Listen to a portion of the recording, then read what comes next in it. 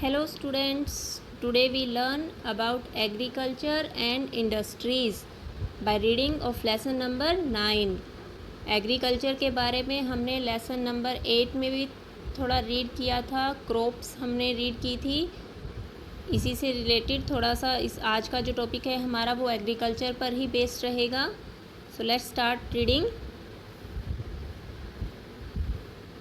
India is an agriculturally rich country. India जो है वो एग्रीकल्चर के मामले में एक रिच कंट्री मानी जाती है। 2/3 of its population is engaged in agricultural activities. कि हमारी जनसंख्या का पॉपुलेशन का 2/3 2/3 जनसंख्या हमारी क्या वर्क करती है? एग्रीकल्चर, फार्मिंग का काम करती है वो। Nature has gifted our country with rich fertile soil. Lesson number 8 में हमने different kind of soil read किए थे। तो हमारी कंट्री में हमने देखा था कि 5 काइंड ऑफ सोइल हमारे यहाँ पर हैं। इनफ वाटर, और साथ ही साथ नेचर ने हमें क्या क्या दिया है? सोइल तो दी है अलग अलग, साथ में हमें इनफ वाटर फॉर इरिगेशन, सिंचाई के लिए पानी भी बहुत है हमारे पास। एंड सूटेबल क्लाइमेट भी हमारा अलग अलग है यहाँ पर, जो कि हर क्रॉप के लिए सूटेबल है। Which help in growing crops almost through out the year. और ये सब चीज़ें हमारी जो हमारी फर्टाइल सोइल है, इनफ वाटर फॉर इरिगेशन है, क्लाइमेट है, तो ये सब किसके लिए हेल्प है? हमारी growing crops almost through out the year. The work of the farmers starts with the first shower of monsoon's rains in the month of June and July. Farmer किसानों का जो काम है वो कब शुरू हो जाता है? जैसे ही हमारे मानसून की रेन, मानसून बारिश की पहली बारिश जब हमारी आती है, और वो कब आती है? कौन से महीने में? जून और जुलाई के मंथ में। जैसे कि अब हमारा जो सीज़न चल रहा है, इस टाइम हमने जून में क्रॉप ग्रो की थी, ठीक है। ओवर द 6 डिकेड्स, और 6 मंथ के बाद remarkable progress has been made in farming methods and also in the total production of crop. और 6 मंथ के बाद क्या होता है? वो हार्वेस्टिंग के लिए रेडी हो जाती है हमारी क्रॉप, ठीक है। अब जो हमने अब क्रॉप ग्रो की है वो नवंबर में जाकर हम उसकी हार्वेस्टिंग करेंगे, कटिंग करते हैं। तो ये हमारी जो फार्मिंग का प्रोसीजर है क्रॉप को प्रोड्यूस करने का, ये हमारे मानसून के फर्स्ट मानसून, जो हमारे मानसून रेन्स आती है उसकी फर्स्ट रेन से स्टार्ट होता है, जून और जुलाई के मंथ से। Types of crops grown and productivity. Types of crops हमने लेसन नंबर 8 में भी फूड ग्रेन और कैश क्रॉप ग्रेन रीड किया था, लेकिन उसमें हमने एक टॉपिक देखा था रबी एंड खरीफ का, जो कि हमने उसमें रीड नहीं किया था क्योंकि ये हमारा इस लेसन का पार्ट है। तो the main crops produced in our country are the cereals like. कौन कौन सी क्रॉप्स ग्रो की जाती हैं हमारे यहाँ पर? मेनली राइस, व्हीट, मेज एंड माइलेट्स। फाइबर क्रॉप्स कौन सी हैं? फाइबर क्रॉप्स आप जिनसे हमें कपड़ा मिलता है, ठीक है, जिसके हम धागे बनाते हैं, कॉटन एंड जूट। पल्सेस, ठीक है, दाल। Oil seeds, sugar cane. Fibre crop को हमारे जो कपड़े बनाने वाली होती है, और इनके आपके साथ में इंक्लूड है आपकी cash crops. Sugar cane, tea, coffee, spices, ठीक है, ये हमारे क्या हैं? Cash crops. Fruits and vegetables. There are 2 main growing season. हमारे यहाँ इंडिया में मेन 2 सीज़न माने गए हैं, रबी एंड खरीफ। रबी को हम कौन सा बोलते हैं? Winter season. Kharif summer season. जो क्रॉप हम विंटर टाइम में, मीन्स अब हमारी नवंबर में हम हार्वेस्टिंग करके जो न्यू क्रॉप ग्रो करते हैं वो हमारी रबी की क्रॉप्स हैं। एंड खरीफ अब जो हमने ग्रो की हैं अपने फार्म खेतों में, वो है हमारी समर की। अब ये होती कौन कौन सी है, इसके बारे में हमें डीपली इनके पॉइंट्स को पढ़कर करेंगे। फर्स्ट है रबी। The season begins. अभी हमने रबी किया, कब का है रबी? हमारी विंटर, सर्दियों की। The season begins in October and continue through winter months. अक्टूबर के बंद से स्टार्ट हो जाती है हमारी ठंड हल्की हल्की, तो तभी हमारी ये सीज़न स्टार्ट होता है रबी क्रॉप्स का, और पूरे सर्दी जब हमारा रहता है ये, ठीक है। The main rabi crops are, जो मेन रबी क्रॉप्स हैं, हम सर्दियों के टाइम में कौन सी क्रॉप ग्रो करते हैं? वीट, गेहूँ, gram, mustard, barley and sugar cane, ठीक है। ये हमारी है रबी क्रॉप्स। ये आपके एग्जाम्पल्स, आप इनको बोलोगे अपनी रबी क्रॉप्स के। और सीज़न कौन सा सीज़न में ग्रो की जाती है रबी क्रॉप्स? हमारे विंटर में। ओके,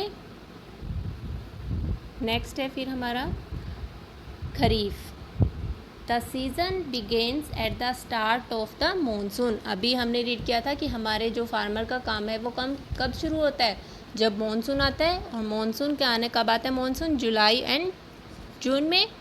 तो ये हमारी उस टाइम जो हम क्रॉप ग्रो करते हैं वो हमारी होती है kharif. The season begin at the start of the monsoon. These crops are ready for harvesting when monsoon ends in October। और ये क्रॉप्स पककर तैयार, हार्वेस्टिंग मतलब कटिंग के लिए कब तैयार हो जाती है, कब तैयार होती है? ये मानसून के एंड में, और वो कब आता है? अक्टूबर मंथ में। खरीफ की जो क्रॉप्स हैं वो कौन कौन सी हैं हमारी? Rice, millet, maize, jute, cotton, ठीक है। ये है हमारी खरीफ क्रॉप के example. The main rice producing state are, जहाँ पर हमारे जो मेन राइस प्रोड्यूसिंग स्टेट है, ये हमारे लेसन नंबर 8 में भी हमने डिफरेंट क्रॉप्स के लोकेशंस, कहाँ कहाँ वो प्रोड्यूसिंग स्टेट पढ़े थे, हमने क्लाइमेट उनको कैसा चाहिए होता है, ये सब हम लेसन नंबर 8 में रीड कर चुके हैं ऑलरेडी, ठीक है। तो आप इस मैप में देख सकते हो, देखो यहाँ पर wheat, mustard and sugar cane, जहाँ पर ये आपको कलर येलो सी शेड दिखाई दे रही है, यहाँ पर ये जो स्टेट हैं ये कौन से हैं? वीट प्रोड्यूसिंग स्टेट हैं, ठीक है। और ये इस तरह से हम क्रॉप का मैप फिल करेंगे। Wheat is the next. तो मेन हमने लेसन नंबर 8 में भी रीड किया था कि हमारी जो इंडिया की मेन फूड है जो हमारा, वो राइस माना जाता है। वीट सेकंड नंबर की क्रॉप है हमारी food crop. Wheat is the next important food crop in India. The main wheat producing state, गेहूँ सबसे ज़्यादा कौन कौन से स्टेट में ग्रो की जाती है? Punjab, Haryana, Madhya Pradesh, Maharashtra and parts of Gujarat, ठीक है। इन स्टेट्स में वीट को ग्रो किया जाता है। The green revolution. Green revolution क्या थी? ऐसी क्रांति जिससे हमारी फसलों के जो प्रोडक्शन है उसमें इम्प्रूव हुआ था, इंक्रीज़ हुआ था हमारा। Help in increase the production of wheat in Punjab and Haryana. तो ग्रीन रिवॉल्यूशन सिर्फ वीट से रिलेटेड नहीं है बल्कि हमारी हर क्रॉप से रिलेटेड है, बट ये स्टार्ट किया गया था वीट से, तो इसीलिए यहाँ पर आपको वीट का शो किया गया है कि इसकी प्रोडक्शन लेवल, ठीक है, कि एक जो हमारी एकड़ ज़मीन होती है, किला आप जिसको बोलते हो, तो उसमें एक टाइम कितनी फसल ग्रो की जाएगी, ठीक है, वो सब हमारा ये ग्रीन रिवॉल्यूशन के हेल्प से हमने उसको इंक्रीज़ किया था। एंड पल्सेस, लाइक पल्सेस हमारी दाल होती हैं, urad, arhar and moong. Groundnut, coconut, mustard and linseed are oil seed. ये जो फसल है ग्राउंडनट, कोकोनट, इनसे हम ऑयल सीड, मतलब ये हमारे तेल निकालने वाली जो फसल हैं जिनसे हमें तेल मिलता है, oil. Groundnut is mostly grown in south India. Groundnut जो है, इवन कोकोनट भी, ये हमारे कहाँ पर होते हैं? इंडिया के साउथ में। साउथ जो हमारे स्टेट्स हैं, लाइक ये तमिलनाडु, केरला, महाराष्ट्र, ठीक है, ये यहाँ पर होते हैं। इनको क्लाइमेट जो है इनका सुटेबल वो यहाँ पर है। India is the second largest producer of sugar cane in the world after Brazil. कि शुगर केन जो हमारी कैश क्रॉप है उसको प्रोड्यूस करने में इंडिया कौन से नंबर पर है? सेकंड नंबर पर, after Brazil. Brazil first number पर है। The main sugar cane producing states are. Sugar cane जो है वो कौन कौन से स्टेट में प्रोड्यूस किए जाते हैं? उत्तर प्रदेश, महाराष्ट्र, बिहार, तमिलनाडु एंड पंजाब। अंडरलाइन आप इनको करते जाएंगे साथ के साथ। जूट कैश क्रॉप है हमारी। Jute used in the making of Ghani bags, ropes and carpets. ये हमारे किस लिए यूज़ किए जाते हैं? जूट के आपने सुना होगा, जूट के बैग आते हैं हमारे, ठीक है, कैरी बैग होते हैं, रस्सी बनती है हमारी, कारपेट्स कालीन होते हैं। Is mostly produced in west Bengal and Assam. तो ये कहाँ कहाँ पर है? वेस्ट बंगाल एंड असम में। कॉटन नीड्स, कॉटन कपास जो है हमारी,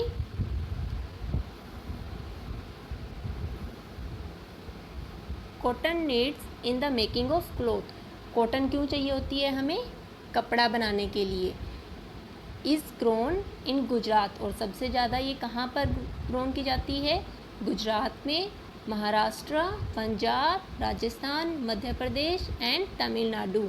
हमारे यहाँ पर भी होती है, बट हमारे यहाँ की जो प्रोड्यूसिंग जो है हमारा लेवल वो इतना ज़्यादा हाई नहीं है। तो ये हमारे इसके कॉटन प्रोड्यूसिंग स्टेट जो है ये हमारे वो मेन है हमारे, वो हैं आपके गुजरात, मध्य प्रदेश, ठीक है, Tamil Nadu. India is also the largest producer and exporter of T in the world. India जो है वो टी, चाय के उसमें लार्जेस्ट प्रोड्यूसर है, और एक्सपोर्टर मीन्स पूरे दूसरी कंट्रीज़ को भी चाय ये एक्सपोर्ट करता है, देता है। It is grown mostly along the hill slope.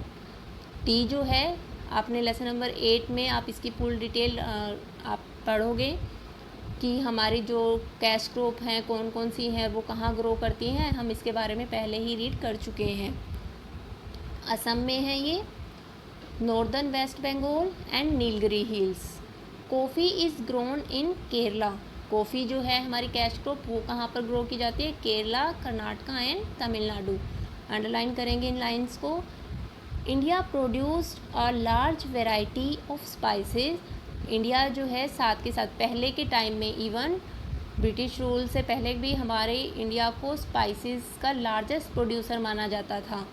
जो हमारे मसाले होते हैं वो इंडिया में सबसे ज़्यादा ग्रोन किए जाते हैं। और ब्लैक पीपर काली मिर्च के नाम से हम इसको ब्लैक गोल्ड, काली मिर्च जो हमारी ब्लैक पीपर है उसको हम ब्लैक गोल्ड भी बोलते हैं, काला सोना, क्योंकि ये इंडिया का एकमात्र ऐसा स्पाइस मसाला है जिससे इंडिया बहुत ज़्यादा प्रॉफिट अर्न करता है। कार्डेमम एंड क्लोव्स, आपकी लौंग और इलायची। The Malabar coast in Karnataka. Karnataka में जो मालाबार कोस्ट है, कोस्ट क्या होता है? जहाँ से आपके समुद्री जहाज़ और ये सब, मतलब उनका area. And Kerala are the main producer of spices. ये आपके क्या है? कर्नाटका के मालाबार कोस्ट, मतलब जो मालाबार बीच वहाँ पर आपका जो एरिया है वहाँ पर ज़्यादा ग्रोन किए जाते हैं आपके स्पाइसेस, कर्नाटका के और केरला में। केरला को तो हम स्पाइसेस स्टेट ही बोलते हैं। वेजिटेबल एंड फ्रूट प्रोडक्शन, ये तो थे हमारे अभी food crops and cash crops. Next है हमारी वेजिटेबल एंड फ्रूट प्रोडक्शन। ये कोई फसल नहीं है बट हम इनको यूज़ तो करते हैं। तो India has made good progress in fruit production. India ने फ्रूट प्रोडक्शन, फलों की प्रोडक्शन में भी बहुत इम्प्रूवमेंट की है। India is the largest producer of fruits and vegetables in the world. कि इंडिया फ्रूट्स, फल और सब्जियों को प्रोड्यूस करने में वर्ल्ड में नंबर 1 पर लार्जेस्ट प्रोड्यूसर है। India produces around 13% of the world's vegetable. कि पूरे वर्ल्ड में जितनी भी वेजिटेबल यूज़ होती हैं उनमें 13% वेजिटेबल्स प्रोड्यूसिंग कंट्री कौन सी है? हमारी India. It is an important producer of peace. फलों, सब्जियां कौन कौन सी, और उसमें सबसे ज़्यादा इम्पोर्टेंट कौन कौन सी है? हमारी peas, cauliflower, onion, cabbage, tomato, brinjal and potato. Fruit production in orchards and gardens is called horticulture. कि एक ऐसी खेती जिसमें आप अपने गार्डन में, अपने बगीचे में, खेतों में सिर्फ फल ही लगाते हो या सब्जियां लगाते हो, आप उसको क्या बोलते हैं? हम हॉर्टिकल्चर। ठीक है, वैसे हम फार्मिंग वर्ड यूज़ करते हैं लेकिन जो खेती हम फ्रूट और वेजिटेबल से रिलेटेड होती है हमारी, हम उसको हॉर्टिकल्चर का नाम देते हैं, उसको हॉर्टिकल्चर दिया गया है नाम। गवर्नमेंट इनिशिएटिव्स कि गवर्नमेंट ने एग्रीकल्चर के फील्ड में कितनी हेल्प की है, कितनी सब्सिडीज़ दी हैं। India has made amazing improvement in agriculture. India ने एग्रीकल्चर में बहुत ज़्यादा अच्छी इम्प्रूवमेंट की है। The river valley projects, river valley project क्या है? नदियों के द्वारा जो सिंचाई के इरिगेशन के मतलब सोर्स ढूंढे गए हैं, है provided more water for irrigation. सिंचाई की समस्या के कारण हमारी जो एग्रीकल्चर है वो पीछे ना रह जाए, इसके लिए गवर्नमेंट ने रिवर वैली प्रोजेक्ट्स तैयार किए गए हैं हमारे। Chemical fertilisers are now being frequently used. हमारे जो फर्टिलाइज़र्स हैं, ठीक है, हमारे खाद जो हैं वो केमिकल बेस्ड हैं। The farmer also use machines and scientific methods. Government की हेल्प से ही हम टेक्नोलॉजी में आगे बढ़ पाए हैं। मशीन्स, अलग अलग काइंड की मशीन्स यूज़ करते हैं हम। साइंटिफिक मेथड के थ्रू हम एग्रीकल्चर में फार्मिंग करते हैं। During 1980s and 1990s, a comprehensive land development program was initiated by the government. अगर हम 1980s और 1990s के बारे कंपेयर करें तो हमें अपने लैंड डेवलपमेंट में अलग से ही एक प्रोग्रेस देखने को मिलती है, और ये सब गवर्नमेंट के इनिशिएटिव काम का ही नतीजा है। गवर्नमेंट के टाइम टू टाइम वर्क करते रहने से हमारी जो एग्रीकल्चर ग्रीन रिवोल्यूशन जो है हमारी, वो डेवलप हो पाई है। Provision for crop insurance against drought, flood, cyclone, fire and disease, establishment of gramin banks, cooperative societies and banks for providing loan facility to the farmer at lower rates of interest for some important step in this direction. कि कई बार क्या होता है कि सूखा हो जाता है, बाढ़ आ जाती है, ठीक है, भूकंप आ जाते हैं, या और कोई भी मतलब डिजीज़ बीमारी आ जाती है, तो जिसके कारण हमारी फसलों को नुकसान हो जाता है, तो उसके लिए गवर्नमेंट क्या करती है? ग्रामीण बैंक ओपन किए गए हैं, जहां से उनको इससे रिलेटेड मुआवजा किसानों को दिया जाता है। बैंक्स ओपन किए गए हैं, उनको कम रेट पर उनको लोन प्रोवाइड करती है गवर्नमेंट फार्मर्स को, जिससे उनकी वो हेल्प होती है उनकी क्रॉप प्रोडक्शन को इंक्रीज़ करने में। ठीक है, ये हमारा टॉपिक है हमारा एग्रीकल्चर का। तो आप ये पेज नंबर 70, 71 एंड 72 रीड करेंगे। नेक्स्ट इंडस्ट्रीज़ का टॉपिक हम नेक्स्ट वीडियो में रीड करेंगे। Okay, have a nice day.